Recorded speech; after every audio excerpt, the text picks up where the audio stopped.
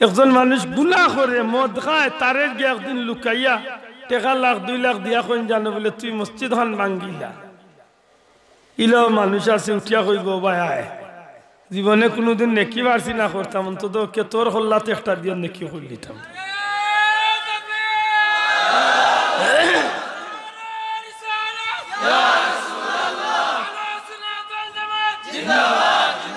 আমার মাথা নাইন বুঝছইনি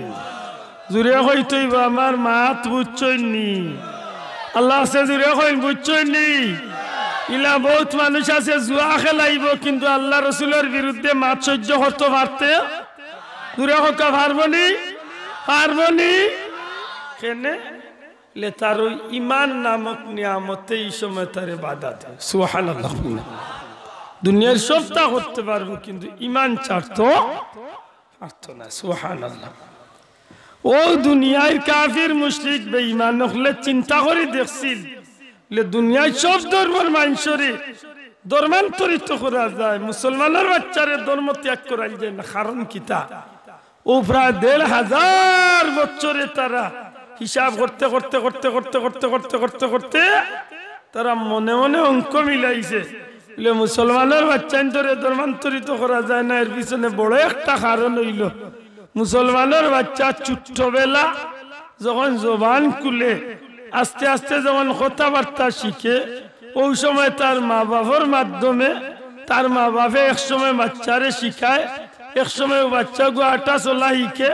তখন মা বাবার মাধ্যমে বাচ্চারে মসজিদে দেয় মসজিদে যাওয়ার বাদে ইমাম সাহেব মৌলানা সাহেব মিয়া সাহেব বললে এই বাচ্চারে এমন কিছু শিখায়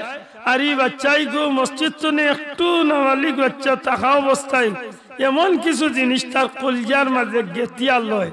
দুনিয়া একবাদি আর তার কাছে আল্লাহ রসুল অর্থাৎ ইমানদারি একবাদি দুনিয়ারে লাথি মারি দে ইমানদারি স্বার্থ পারে ওদান ঠিক নেই ও কাফির বেঈমান মুশরিক হলে চিন্তা করিয়া পাইছি বলে যদি মুসলমানের বাচ্চান ধরে মুসলমানিত্ব নে হরাইতে হয় তাইলে একটা পথ আছে বাকি কিতা বলে মুসলমানের বাচ্চান ধরে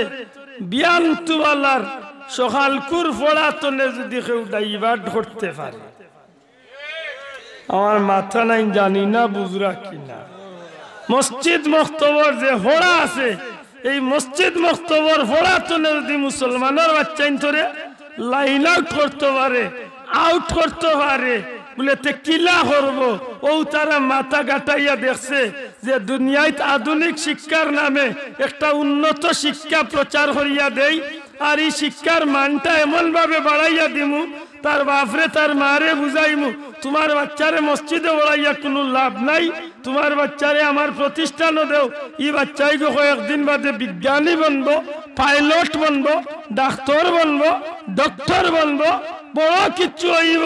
আর তোমার বাচ্চা যদি ডাক্তার হয়ে যায় কোটি কোটি টাকা কামাই করবো বিজ্ঞানী বনবো কোটি কোটি টাকা কামাই করবো পাইলট বনবো কোটি কোটি টাকা কামাই করবো এই ধরনের লোভ দেখাইয়া মুসলমানের বাচ্চাই ধরে মসজিদ মক্তবি পড়াতনে ফিরাইয়া বিয়ান্তওয়ালা সকালিওয়ালা আধুনিক শিক্ষার নাম দিয়া যদি একটা শিক্ষা চালু করিয়া দেওয়া যায় তে মুসলমানের বাচ্চাই লুভ ভরিয়া মসজিদ পড়ার পিছনে ফালাইয়া আধুনিক শিক্ষা শিক্ষিত হইত করিয়া ওবাইদি আমাই দিব আর ইবাদি যখন আমাই যাইব তার মসজিদের বয়সটা যখন পার করি লইব তখন আর এই বাচ্চারে ইচ্ছা করলেও কলমা নামাজ কুরআন তিলাওয়াত শিখানি সম্ভব হইত না এই বাচ্চা বড় হয়ে গেলে এমনিতেই বেঈমান হয়ে যায় আমার কথা বুঝছেন এর দায় এই জমিনের মাঝে বহুত মুসলমানের বাচ্চা নামও মুসলমানি আছে কিন্তু বাস্তবতা তার জিন্দগিত কোনো মুসলমানি মুসলমানি কিলা বুঝাইতাম ও আপনার দেশ আমরা দেশ কিছু মানুষ আছে নাম উনলে বুঝবা মুসলমান আর শিক্ষা ওইটা দুনিয়া ভাষা শিক্ষিত মাতুচ্ছুন না দুনিয়া ভাষা শিক্ষিত দুনিয়ার নামি দামি শিক্ষিত এক ব্যক্তির নাম হইল জাহানারা ইমাম জানি না তাই কোন মসজিদের ইমাম তো মনে হয় জঙ্গলের ইমাম হইল মাতুন না ইগুন নাম জাহানারা ইমাম জিকা বহুত উচ্চ শিক্ষিত মানুষ বাংলাদেশের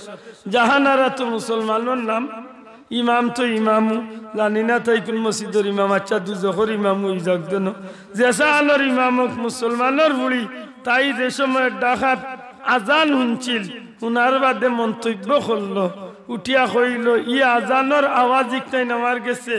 ওলা খারাপ লাগে একটা খারাপ মহিলা যে সময় নির্যাতনের শিকার হয় আর নির্যাতনের শিকার হইয়ালে খারাপ মহিলা যেলা চিৎকার করে ই আজানোর ধ্বনি হলো আমার কাছে খারাপ লাগে মাত বুঝাইতে পারছি তাই শিক্ষা কম আছিল মাত্রা নাই শিক্ষা কম আছিল বলে শিক্ষা কম নাই দুনিয়া ভাষা শিক্ষিত কিন্তু হৌজেন মসজিদ মক্তবি অর্থাৎ ইসলামের মৌলিক শিক্ষা যেটা নবী সাল্লাল্লাহু আলাইহি সাল্লামে কইলা তলাবুল ইলমে ফরিদাতুন আলা কুল্লি মুসলিম ওয়াল মুসলিমাত এই শিক্ষা যেটা একটা তাইর মাঝে আসিল না গতিকে আজকে তাইর মুখে দিয়া এই কুফুরি কথাবার্তা বারিস তুই হইতেইব ঠিক না ঠিক না